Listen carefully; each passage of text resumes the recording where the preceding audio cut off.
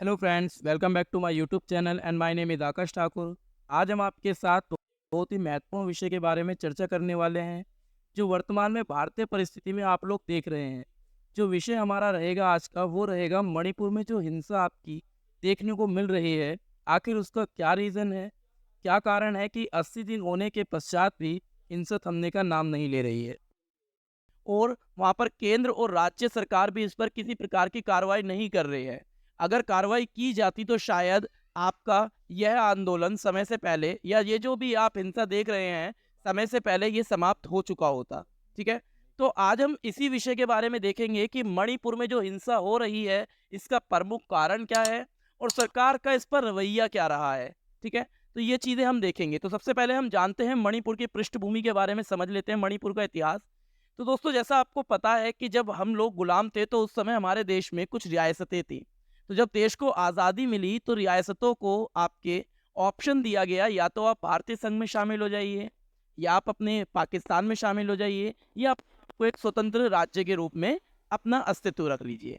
तो कुछ रियासतें ऐसी थी जो अपने आप को स्वतंत्र रखना चाहती थी, और सरदार वल्लभ भाई पटेल ने आपके तकरीबन ज़्यादातर रियासतों को भारतीय संघ में विलय करवा लिया और इंस्ट्रूमेंट ऑफ एक्सेशन नाम के सहमति पत्र पर हस्ताक्षर करके उन्हें भारतीय संघ का हिस्सा बना लिया। परंतु कुछ रियासतें ऐसी भी थी जो अपने आप को स्वतंत्र रखना चाहती थी, जिसमें मणिपुर एक प्रमुख रियासत के रूप में देखी जा रही थी, जिसके राजा बोधचंद थे, और जिसके भरसक प्रयास के पश्चात आपके 1949 में इंस्ट्रूमेंट ऑफ एक्सेशन पर बोधचंद के हस्ताक्षर करवा के मणिपुर को भी भारतीय संघ में विलय करवा लिया गया था। परंतु कुछ पक्षों का मानना था कि मणिपुर को जबरन भारतीय संघ में शामिल करवाया गया, उसे भारतीय संघ में शामिल नहीं होना चाहिए था, बल्कि एक स्वतंत्र राज्य या स्वतंत्र देश के रूप में उसको देखा जा रहा था। परंतु मणिपुर जो पूर्वोत्तर भारत का एक हिस्सा है, उसे 1949 में आपके एक राज्य का दर्जा प्रदान नहीं किया गया, उसे असम के साथ रखा गया। परंतु वहाँ के कुछ लोगों द्वारा आंदोलन किए गए, निरंतर आंदोलन किए गए, जिसके पश्चात 1972 में आपके मणिपुर को एक राज्य के रूप में दर्जा प्रदान किया गया। तो हम कह सकते हैं कि स्वतंत्रता के पश्चात से मणिपुर को राज्य नहीं बना माना गया था, बल्कि उसे एक असम के क्षेत्र के साथ अटैच कर रखा था। परंतु बाद में आंदोलन की प्रक्रिया चलती रही और 1972 में मणिपुर को एक राज्य का स्थान दे दिया गया। अब चर्चा का विषय है कि मणिपुर में जो हिंसा हो रही है, ये तो हमने बात करी कि मणिपुर किस तरीके से आपके भारत का हिस्सा बना और क्या क्या प्रक्रिया थे। अब चर्चा का विषय ये है कि जो मणिपुर में वर्तमान में कंडीशन इतनी भयावह हो गई है, भयंकर हो गई है, उसके पीछे रीजन क्या है। तो दोस्तों, दो रीजन है वहाँ पे। सबसे पहला एक धार्मिक रीजन है, और दूसरा है आपका भूमि, आपकी भूमि को लेकर मतभेद चल रहा है। तो पहले इसका हम मतलब समझ लेते हैं, धार्मिक रीजन किस तरीके से है। तो दोस्तों, मणिपुर में आपके जो जातियां हैं, टोटल आपकी अगर मैं जातियों की बात करूं तो दो जातियां हैं, तीन जातियां हैं जिनके बीच में आपसी मतभेद चल रहा है। एक मैतेई जाति है और दूसरी आपकी कोकी और आपकी नागा जाति है। तो नागा और कोकी जाति वाले मानने वाले वो किसे मानते हैं, वो ईसाई धर्म को मानते हैं, जबकि मैतेई जाति वाले हिंदू धर्म को मानते हैं, और एक और मैतेई जाति का एक पार्ट है जो इस्लाम धर्म को मानता है। तो मैतेई जाति जो वहाँ पर बहुसंख्यक में है, एक तरीके से आप कह सकते हो वहाँ के आपके स्थानीय निवासी रहे हैं, तो उनका मानना है कि उन्हें एसटी मतलब अनुसूचित जनजाति का दर्जा प्रदान किया जाए। परंतु वहाँ पर आपके कुकी और नागा जातियों को एसटी मतलब अनुसूचित जनजाति शेड्यूल्ड ट्राइब्स का दर्जा प्राप्त है। बल्कि वहाँ पर टोटल 33 जातियां हैं जिन्हें आपके एसटी का दर्जा प्रदान किया गया है। जबकि ये जो मैतेई जाति वाले लोग हैं जो वहाँ पर बहुसंख्यक में हैं, जिनकी वहाँ पर सरकार में आपकी एक तरीके से मेजोरिटी हम लोग देखते हैं, 60 में से आपके 40 जो विधायक हैं वो आपके मैतेई जाति के हैं। इन्हें सरकारी नौकरियों में भी स्थान प्राप्त है, एजुकेशन में भी मिला हुआ है।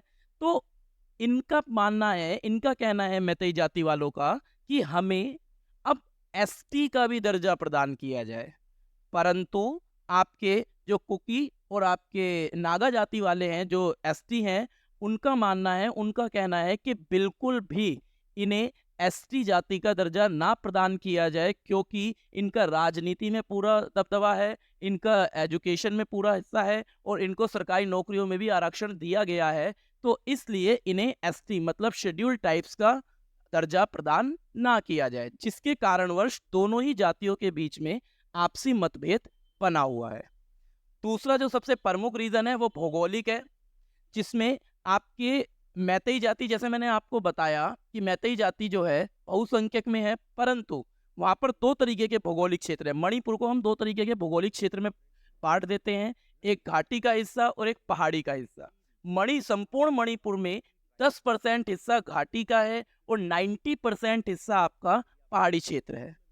जबकि ये जो आपके हम बात कर रहे हैं 10% घाटी वाले क्षेत्र में आपके मैतेई जाति के लोग रहते हैं, बहुसंख्यक में है, जबकि घाटी वाले क्षेत्रों में नागा और कुकी जाति के लोग रहा करते हैं। और वहां पर पहाड़ी क्षेत्रों में आपके जो 90% हिस्सा है पहाड़ी क्षेत्रों में, वहां पर मैतेई जाति के लोग आपके भूमि नहीं खरीद सकते क्योंकि वो एक शेड्यूल ट्राइब्स का हिस्सा नहीं है। इसीलिए आपके मैतेई जाति वालों का मानना है कि उन्हें शेड्यूल ट्राइब्स एसटी अनुसूचित जनजाति का दर्जा प्रदान किया जाए, ताकि वो उस एरिया में भी आपके भूमि खरीद सके और रह सके। परंतु नागा और कोकी जाति वाले कहते हैं कि इन्हें एसटी का दर्जा नहीं दिया जाना चाहिए क्योंकि ये ऑलरेडी डेवलप्ड है। ठीक है, तो यही विवाद है जिसकी वजह से आपके क्या हो रहा है, मणिपुर 80 दिनों से झुलस रहा है और हिंसा का शिकार बना हुआ है। और हम लोग ने एक ऐसी दरिंदगी देखी जिसमें आपके दो महिलाओं को किस तरीके से अभद्र रूप से आपके परेड करवाई गई, उस पर सरकार भी चुप रही। आप देखिए, सरकार ने अब जाकर आपके इस पे कदम उठाया है, सरकार ने अब जाकर गिरफ्तारी शुरू करी है। अगर सरकार ये कदम पहले उठा लेती तो शायद इस तरीके की घटना आप देख ना पाते। सरकार से यही अनुरोध करेंगे हम लोग कि सरकार जल्द से जल्द मणिपुर पर अपने रवैये को एकदम मजबूत करे और कोशिश करे कि जो अपराधी इस तरीके की अपराध को अंजाम दे रहे हैं या इस तरीके की घटना घटित कर रहे हैं, उन पे कड़ी से कड़ी कार्रवाई की जा सके, ताकि आने वाले जो भी लोग हों या आने वाले जो भी लोग इस तरीके के घटनाक्रम करते हैं उनको एक सबक मिल सके। देखिए, लोकतांत्रिक व्यवस्था में आंदोलन करना, प्रोटेस्ट करना अधिकार है, परंतु यदि वह आंदोलन, वह हिंसा अगर हिंसात्मक रूप में तब्दील हो जाती है, नॉन वायलेंस कीजिए, कोई परेशानी नहीं है, लेकिन अगर आप वायलेंस करते हो, आप सरकारी संपत्ति को जलाते हो, लोगों को परेशान करते हो और लोगों की इस तरीके से आप हालत करते हैं, तो उस पर सरकार को सख्त से सख्त कार्रवाई करनी चाहिए, ताकि आने वाले लोगों को एक एग्जाम्पल सेट हो सके कि अगर इस तरीके से आप करेंगे तो आपके संग इस तरीके की कार्रवाई की जा सकती है। आंदोलन करना कोई वो नहीं है, आंदोलन कीजिए आप, बट अगर आंदोलन आप इस तरीके से करेंगे तो फिर सरकार को कदम उठाना चाहिए। हालांकि सरकार, केंद्र सरकार और राज्य सरकार दोनों को मिलकर इस मुद्दे पर एक कमेटी या फिर एक समूह का गठन करना चाहिए, ताकि वो ऐसे अपराधियों को पकड़े जो वहां पर इस तरीके की घटना को अंजाम दे रहे हैं। ठीक है, तो मेरा सरकार से यही आग्रह रहेगा कि सरकार जल्द से जल्द मणिपुर के फैसले पर कानून द्वारा या बल द्वारा, जिसके द्वारा हो सकता है उसके द्वारा आपके एक तरीके से कमेटी बनाए या समूह बनाए और उन पर सख्त से सख्त कार्रवाई करे। ठीक है दोस्तों, तो आई होप सो मणिपुर का आपका किस्सा समझ आया होगा कि मणिपुर में किस तरीके का विवाद चल रहा है। जैसे मैंने आपको बताया कि दो तरीके के विवाद बने हुए हैं, एक धार्मिक रूप से बना हुआ है और एक आपका जमीनी रूप से आप कह सकते हो, जहाँ पर पहाड़ी और घाटी के लोगों के बीच में विवाद बना हुआ है, और दूसरा मैतेई जाति के लोग अपने एसटी की मांग कर रहे हैं।